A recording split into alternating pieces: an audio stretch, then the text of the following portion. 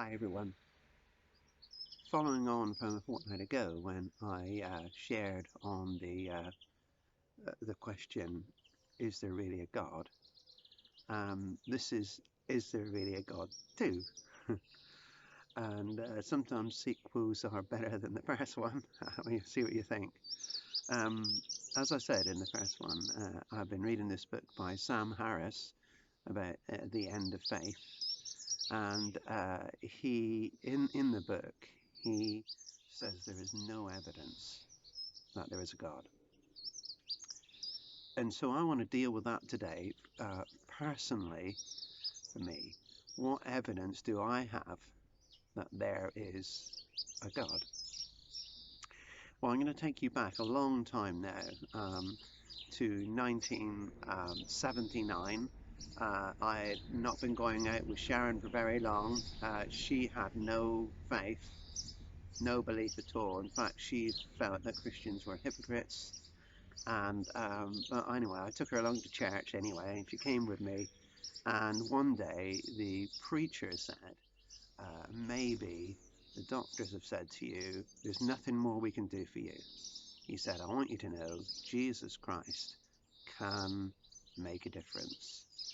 And then he asked for people to come to the front of the church. And Sharon, for some reason, went to the front of the church, and she stood, just as if you were getting married. She stood in that area, and the minister came along, placed his hands on her head, sort of like this, and said a prayer. And the reason she went forward is that when she was 12, she was very, very seriously ill, nearly died of a liver disease. She was in hospital for months. The doctor saved her life, but couldn't make her well. So it meant she suffered a lot of pain. She was jaundiced looking a lot of the time. There was real question marks over whether she could ever have children when she was older and so on. And it really dominated her life. And she went forward for prayer because she tried everything else. And thought, well, I want her to try. Rather like you sort of went to a fortune teller just to see, It wasn't much faith involved. Anyway, over the next period of 18 months, she gradually started to feel better. She looked better in herself.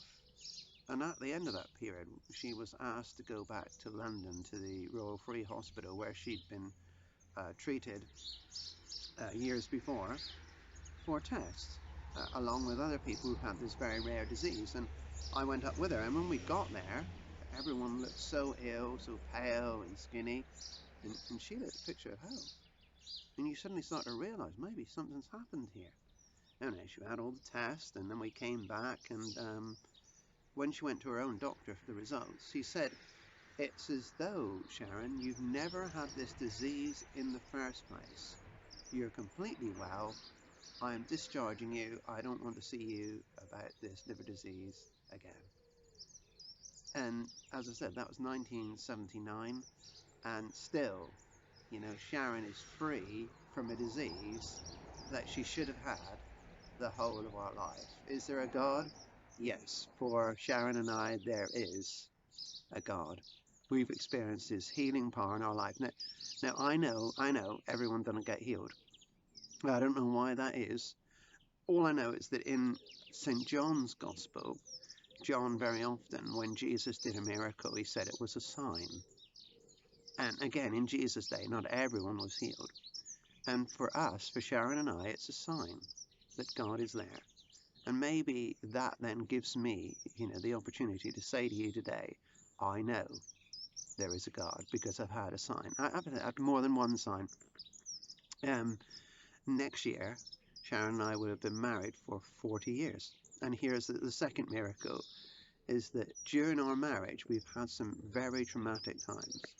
In the early marriage, we had to deal with the traumatic problems of things that had, sort of trauma that had happened in childhood, which was really damaging our marriage. And through Christian counseling and prayer, and there were so many instances where we knew that a supernatural being had intervened, we got through. Not only did we get through, but there was healing that came into our marriage. And later, when there was an affair and a sense in which the marriage was going to disintegrate, and it really almost did, because we'd signed it, we were ready to sign divorce papers and so on. But there was so many instances where a supernatural being intervened and helped us to overcome the impossible. One counsellor said to me, "There's so much debris between you and Sharon. If only you could get rid of the debris, you'd have a chance." I want you to know, here we are 39 years into our marriage. The debris is gone. The debris is gone. And what I want to tell you is that God, Jesus Christ, made a difference in our marriage. He helped us through. And, you know, when in Jesus' first miracle, you know, he turned water into wine. I'm sure you all know that story. You know a little bit about that because it's great, isn't it? Jesus wasn't against alcohol, right? But what he does say, there's a line in that story. It's in John chapter 2, if you want to read it. And it was about the wine, and it says, "Why did you save the best till last?" Because the idea in those days was use the best wine first, then when everyone's a bit sozzled, you know, let them have the cheap stuff. So it made a difference, wasn't it? And what I take from that is simply this, that in our relationships, in our lives, in our marriages, God saves the best till last, you know, and that's where we are. And I'm so thankful. And I know God doesn't step into every relationship and save it. But again, as a sign, he has done that in our lives. And so therefore I know that he can do it in yours. And if he doesn't save your relationship, he can save you. He can make a difference in your life. So that's a second. And for us, it's a real miracle that we're together. But yet it's a lovely one because we're just so at peace and happy to be together. Now, the third one, the third evidence, and I could go into loads and loads, but these are the three major ones. Our daughter was in a major car accident over 18 months ago now, and it was a matter of life and death. And I was so thankful that in the middle of the night at 2 a.m. when she was going through a major operation, life-saving operation, that in Plymouth the street pastors were praying because everyone else was asleep. And you know, I phoned them and they said, we'll pray, and they prayed all the way through her operation, and she came through it. But then there was long weeks and weeks and weeks in hospital. And one day, Sharon and I at the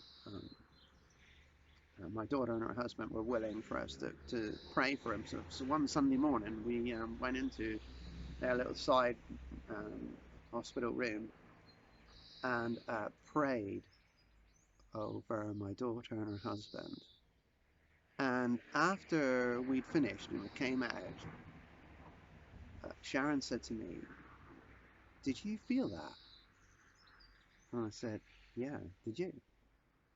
We felt the presence of God like only we felt just a very few times in our lives. And it was like there was a real supernatural presence in the room, supercharged.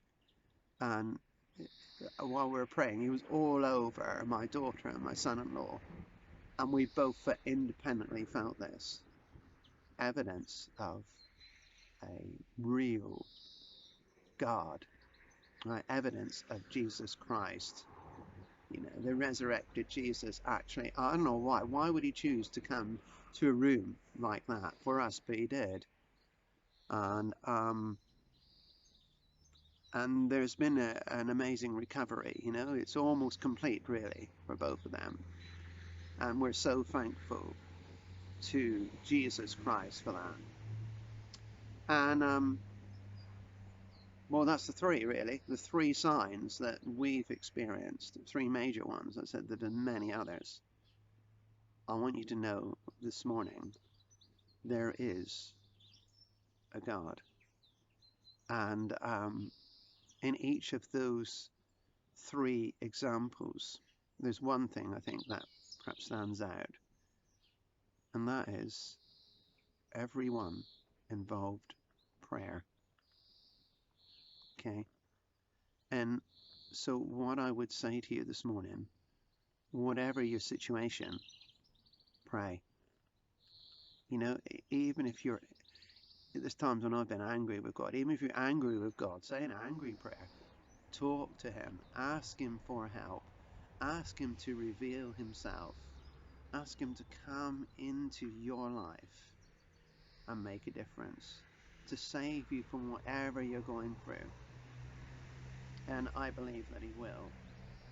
You know, as I said last time, you know, I don't mind that other people have different faiths or are agnostic or atheists and so on. You know, people have to have their own thoughts and their own belief. And if this morning you've had something different before, then why not try? Take a look at Jesus. Why not try? You know, I can read a book by an atheist, so maybe you can read a book about God. You know, it it don't hurt to have a look and see. I know we don't like change, but this might be a real change for the good. You know, and to me, Jesus has made such a difference in my life. And you know, when I was in school, when I was young, I was such a shy person. If any of you are watching me from back then, you'll know I was such a shy person. But the reality is, because of what He has done in my life, I can't help but share little messages like this online. I just want to say, I hope you have a good week. May God richly bless you. And as we continue to come out of this pandemic, don't forget that we still need God in our lives. Bye.